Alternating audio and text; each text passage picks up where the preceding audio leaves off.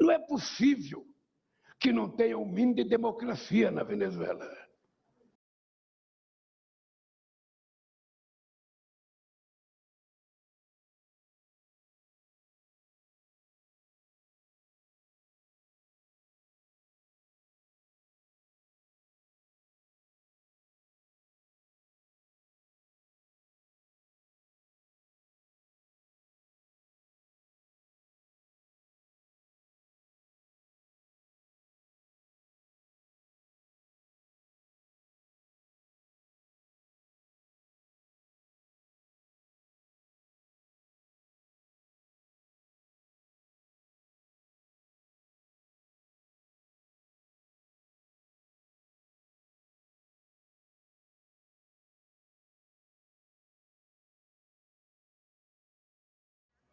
Depois de quase 4 anos de prisão, a juíza venezuelana Maria Lourdes Afiuni foi libertada por decisão de um tribunal da Venezuela. A liberdade condicional foi decidida pela justiça nesta sexta-feira. Afiuni, de 49 anos, tem de se apresentar a cada 15 dias às autoridades e continua proibida de sair do país ou conversar com a imprensa. A magistrada foi detida depois de liberar o empresário Elírio Cadenho, acusado de corrupção por operações cambiais. A juíza era considerada pela oposição a principal presa política do governo do presidente Hugo Chávez, morto este ano. Na semana passada, a promotoria havia solicitado a liberdade de Afiuni, mas a ordem de soltura só foi emitida na tarde desta sexta-feira.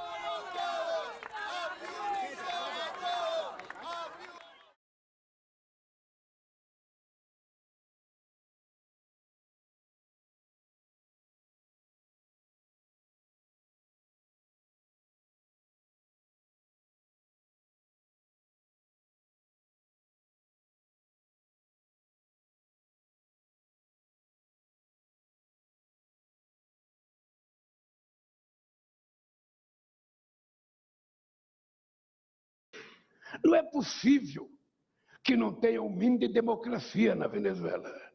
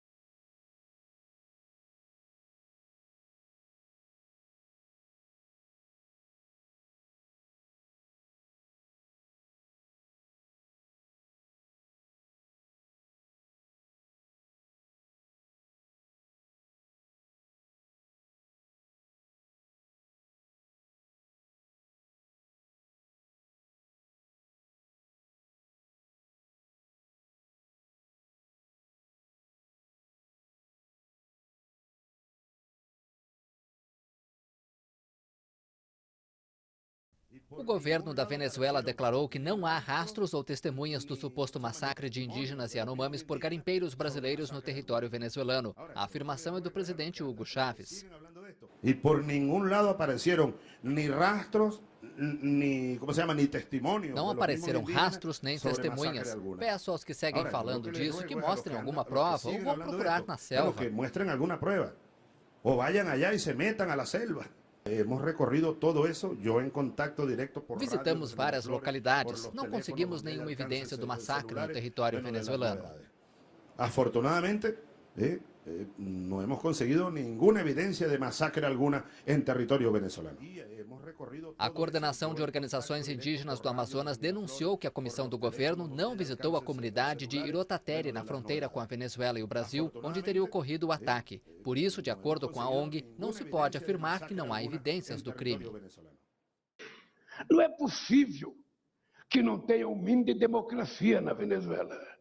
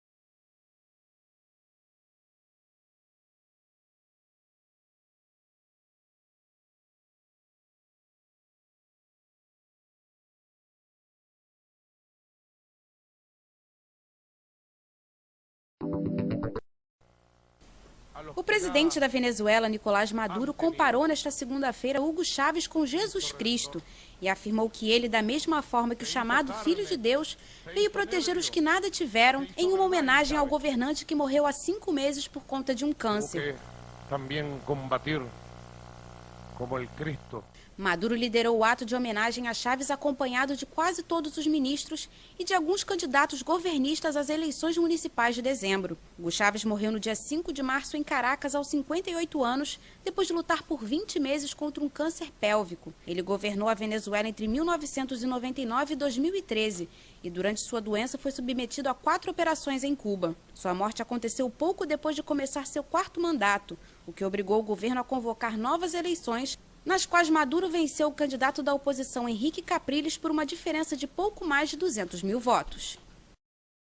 Se eu pudesse retratar uma imagem das sacadas que eu tomei e eu pudesse tirar a camisa, meu corpo estava mais estraçalhado do que o corpo de Jesus Cristo e por tantos lados. Eu tenho uma história pública conhecida.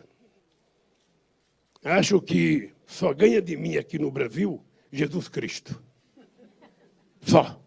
Mas o senhor sabe se ele utilizava o nome do senhor? Porque o Salim Chaim e o Fernando Chaim confirmam que José Carlos Mulay disse que Luiz Inácio Lula da Silva interveio na contratação da Chaim pela Petrobras. Está descrito na peça do Ministério Público. Doutor, se o senhor soubesse quanta gente usa o meu nome em vão, de vez em quando eu fico pensando para as pessoas lerem a Bíblia, para não usar tanto meu nome. Venezuelanos atiraram contra um grupo de indígenas, matando 2 pessoas perto da fronteira com o Brasil.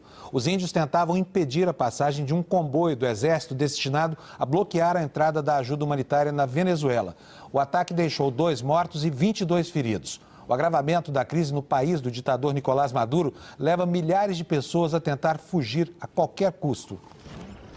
Às 6 da manhã, cerca de 50 pessoas conseguiram cruzar a fronteira venezuelana e chegar ao Brasil. Depois disso, o acesso foi totalmente fechado para pedestres e veículos. Durante 1 hora, imigrantes atravessaram por uma trilha a poucos metros do bloqueio. Mas logo o efetivo policial foi reforçado e o caminho fechado. Queremos que abram a fronteira para que entre a ajuda humanitária. Guardas de aí informaram que não vai deixar passar nem caminhando, nem carro, nada. Ou seja, estão fechando totalmente. Nós ainda estamos na trilha, mas agora os guardas venezuelanos, eles se organizaram e fizeram um bloqueio da trilha também por onde os imigrantes estavam atravessando para o Brasil. Nesse momento, ninguém mais passa nem pela aduana, nem pela trilha. Pelo menos 50 militares estão na trilha e não deixando que essas pessoas ultrapassem o limite. Então, fronteira fechada. Este venezuelano conseguiu trazer a família pela trilha antes da chegada dos militares. O presidente Maduro não quer a ajuda humanitária para cá e trancaram a via, então tuvieron a obrigação de vir por aqui por trocha para poder levar uma solução allá a Venezuela, porque não encontramos comida, não encontramos nada, não há nada. Em uma comunidade indígena em Curmaracapai, a cerca de 60 quilômetros do Brasil, moradores tentaram bloquear a passagem de um comboio policial que seguia em direção à fronteira. 2 indígenas morreram no confronto. 22 pessoas ficaram feridas. 5 delas foram levadas para um hospital de Boa Vista, depois que militares venezuelanos liberaram a passagem das ambulâncias. Esse homem mora na comunidade indígena e viu a chegada dos militares. Quando eles passaram, foi que a guarda, o exército começou a atirar o pessoal. Tensão também em Santa Helena de Uairém, cidade venezuelana que faz fronteira com o Brasil. Homens da Guarda Nacional Bolivariana impediram entrada de pessoas no país. O único posto de combustível que abastece carros da região da fronteira fica na cidade venezuelana e passou o dia fechado. Nós estamos a 100 metros do local onde a fronteira foi fechada. Ali atrás está a Guarda Nacional Bolivariana. Agora à tarde, nenhum incidente. A população não está no local, mas se prepara para voltar amanhã, quando chega a ajuda humanitária do Brasil em Pacaraima. Não é possível que não tenha um mínimo de democracia na Venezuela. Em um ato para 12 mil soldados no estado de Carabobo, o presidente da Venezuela, Nicolás Maduro, ordenou à Força Armada que capture todos os traidores. O presidente da Venezuela, Nicolás Maduro, ordenou à Força Armada que capture os traidores após a fracassada revolta militar liderada pelo opositor Juan Guaidó. Maduro falou durante um ato com o alto comando militar e 12 mil soldados no estado de Carabobo. Estar preparado às 24 horas. Estejam preparados 24 horas por dia para defender o direito à paz contra os traidores. Se um traidor surgir, capture-o imediatamente. É uma ordem. Maduro determinou ainda ativar os sistemas de armas para conter os Estados Unidos, que impuseram sanções financeiras à Venezuela e não descartam qualquer opção para remover o atual governo, inclusive militar. Em 30 de abril, Guaidó liderou uma revolta militar que fracassou por falta de apoio da tropa. Desde que se autoproclamou presidente em 23 de janeiro, Guaidó tem feito apelos aos militares para que retirem seu apoio a Maduro. Não é possível que não tenha um mínimo de democracia na Venezuela.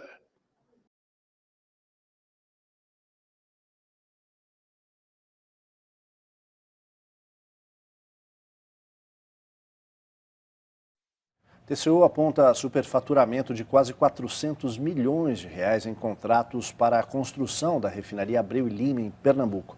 Doleiro Alberto Youssef assina a delação premiada e começa a falar o que sabe sobre corrupção na Petrobras e outros órgãos públicos.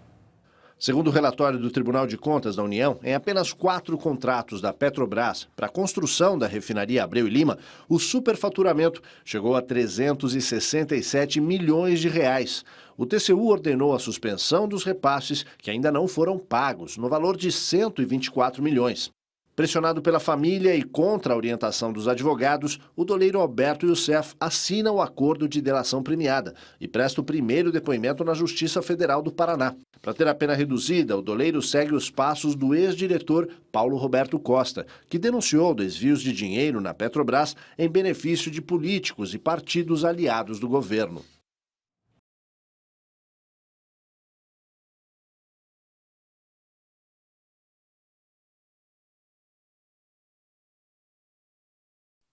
Então, ficou muito difícil. Por que a China fez isso?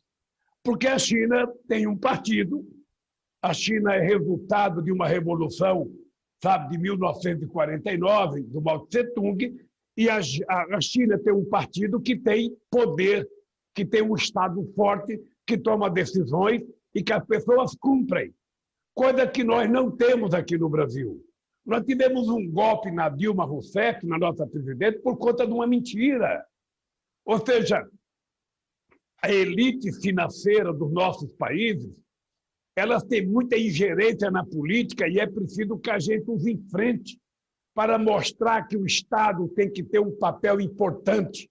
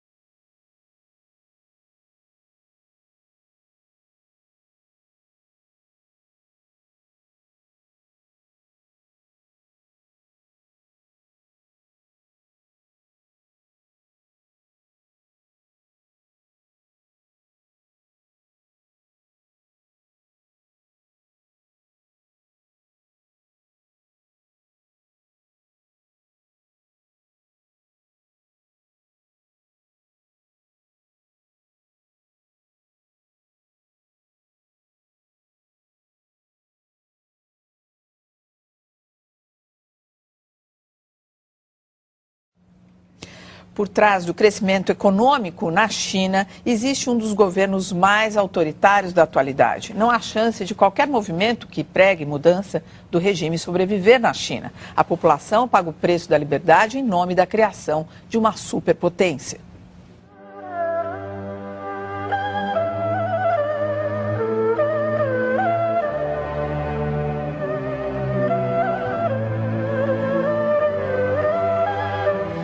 Foi desafiando a história que a China se tornou a segunda maior economia do mundo.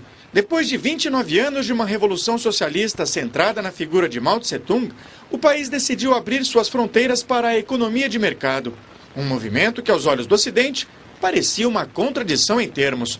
Hoje, mais de 60% do produto interno bruto chinês já é proveniente da iniciativa privada. Mas os setores estratégicos da produção industrial, do setor financeiro, continuam sendo estatais. Nas palavras de Deng Xiaoping, o presidente responsável pela abertura econômica em 1978, não importa a cor do gato, se ele caça ratos.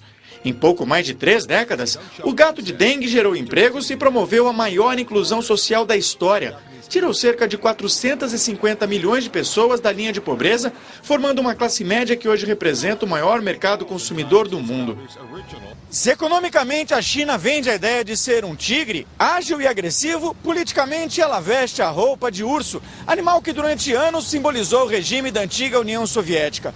A China planeja sua economia de 5 em 5 anos e não admite que ninguém, país, pessoa ou organização, fique em seu caminho. Foi assim com a manifestação na Praça da Paz Celestial em 1989, quando estudantes pediam mais liberdade.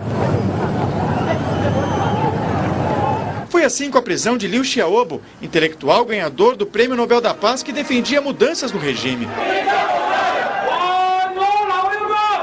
Foi assim mais recentemente com Ai Weiwei, arquiteto do estádio Ninho do Pássaro, preso por criticar o governo. Episódios cada vez mais frequentes, mas que não ganham apoio entre a população.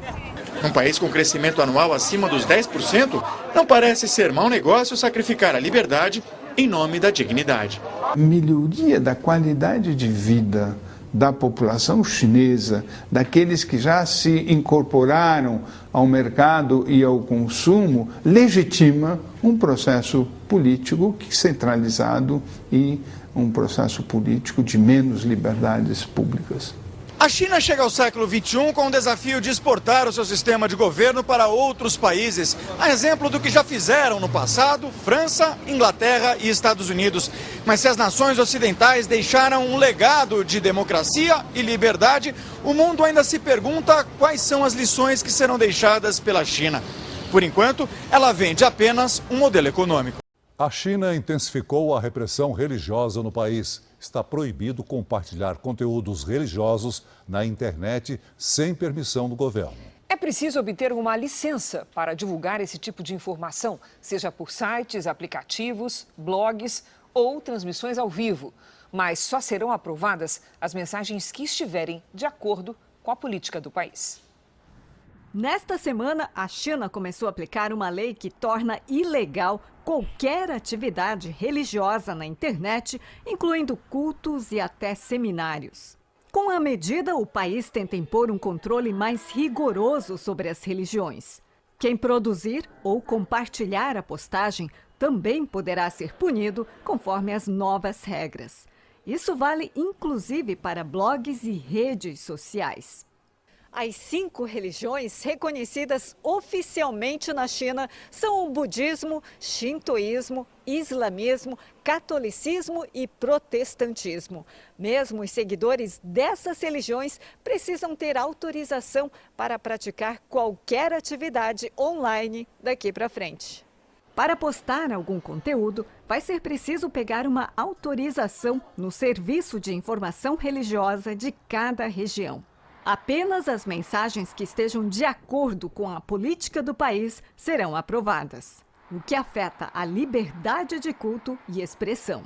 Como as igrejas, os evangélicos, não são igrejas consideradas legais, não se submetem a todo o aparato, a censura do Partido Comunista, então são consideradas igrejas clandestinas. Então eles não têm nem o direito de pedir autorização de se reunir, virtualmente, nem de publicar um conteúdo na internet. Então, os evangélicos serão, de fato, banidos do meio online. Nos últimos anos, o Partido Comunista Chinês aplicou ações para dificultar a vida de quem segue a Bíblia. Instalou tecnologia de reconhecimento facial em algumas igrejas aprovadas pelo Estado e fechou as que não estavam de acordo. O cristão, para a liderança chinesa, ele é um subversivo porque ele não se submete integralmente às diretrizes do Partido Comunista. Então, isso é uma ameaça para o controle e o domínio do Partido Único ali daquele país. Em uma reunião, o presidente Xi Jinping chamou a atenção para que os assuntos religiosos fossem guiados de forma que se adaptassem às políticas do governo. O Partido Comunista enfrentava dificuldades para controlar mensagens trocadas por grupos religiosos nas redes sociais. Na tentativa de controlar até a fé da população, a China pode cair na armadilha de ficar sem a riqueza cultural que deu origem a uma das civilizações mais brilhantes do mundo.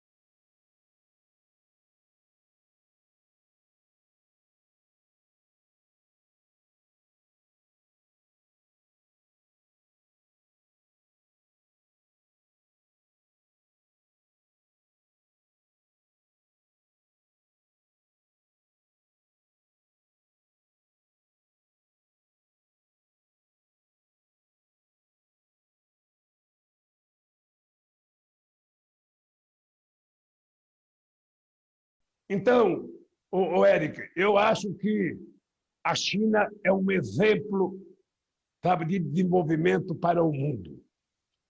É um exemplo de desenvolvimento para o mundo e eu espero que outros países, sabe, aprendam a lição com a China para que a gente possa, sabe, ser mais rico, ser mais forte, ter mais distribuição de riqueza e ter um mundo mais humano.